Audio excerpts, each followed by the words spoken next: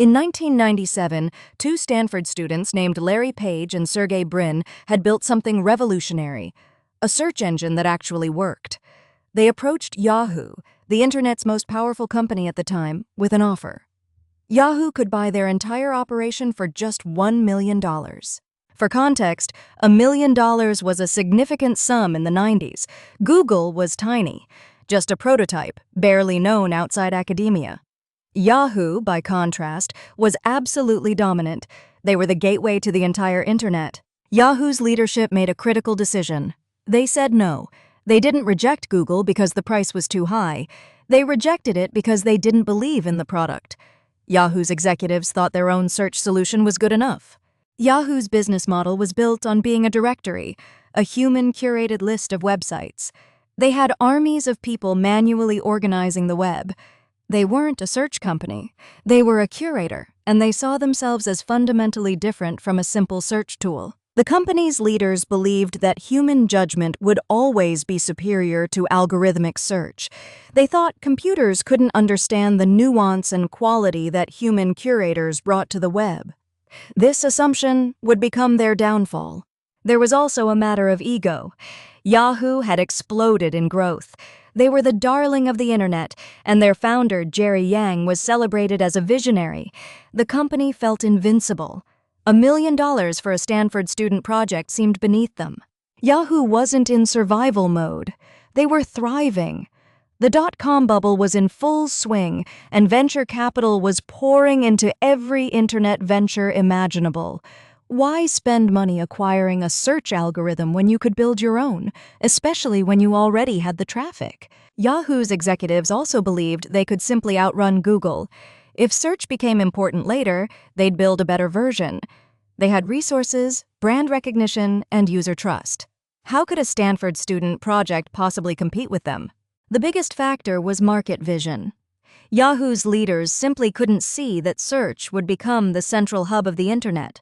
They thought web browsing would remain chaotic and exploratory, not search-driven. They were blind to the future. By the early 2000s, Google's superior search algorithm became undeniable. Users switched in massive numbers. Google's market share exploded, while Yahoo's declined. The company that once seemed untouchable was being outmaneuvered by the very product they'd rejected. Yahoo tried to catch up later. In 2000, they eventually acquired Inktomi, a search engine company, for $90 million. But it was too little, too late. By then, Google had already built an insurmountable lead in search quality and user preference. The irony is staggering. Yahoo eventually tried to become a search company themselves, but they'd lost their chance. By 2016, Yahoo was sold to Verizon for just $4.5 billion, once valued at $125 billion. Meanwhile, Google had become worth trillions. What lessons can we draw from this? First, never underestimate seemingly simple solutions. Google's algorithm was elegant and powerful precisely because it was focused. Yahoo's complexity was actually a weakness in disguise. Second, market position today doesn't guarantee dominance tomorrow. Yahoo's dominance was real, but it was fragile. User preferences shifted quickly once they found something better.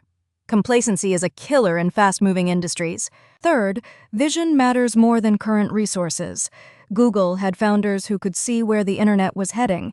They understood that search would become fundamental. Yahoo had the resources but lacked the foresight to recognize the shift happening around them. Finally, it's a reminder about the dangers of hubris.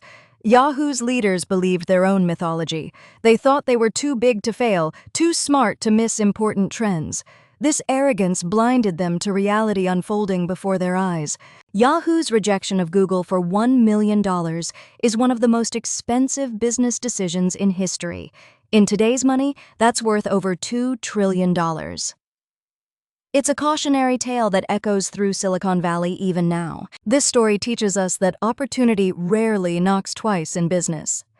The best companies spot trends early and act decisively. They don't dismiss innovations just because they come from unexpected sources or don't fit their current model. Google's founders, meanwhile, took their rejection and kept building.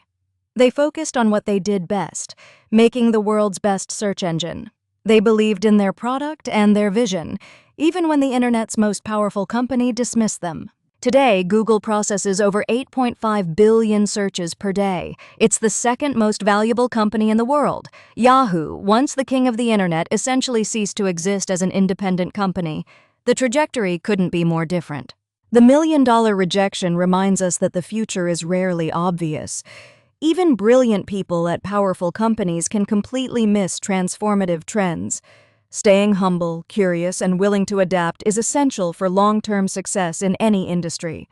Yahoo's story also shows us that first-mover advantage is only valuable if you keep innovating. Being first to market means nothing if you can't adapt to changing user needs.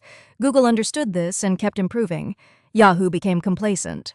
Looking back, we can see the warning signs Yahoo ignored.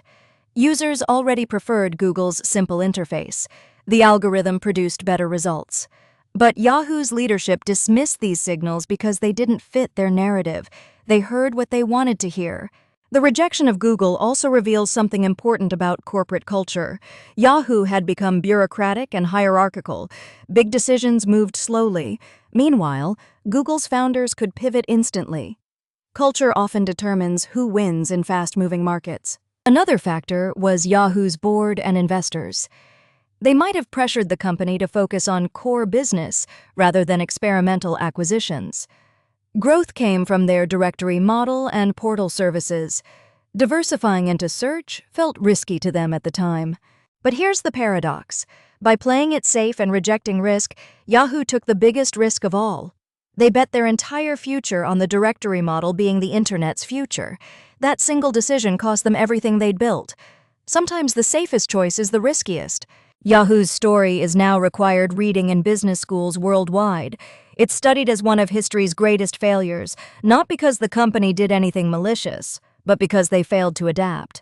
The market doesn't care about your past success, it only cares about what you do next.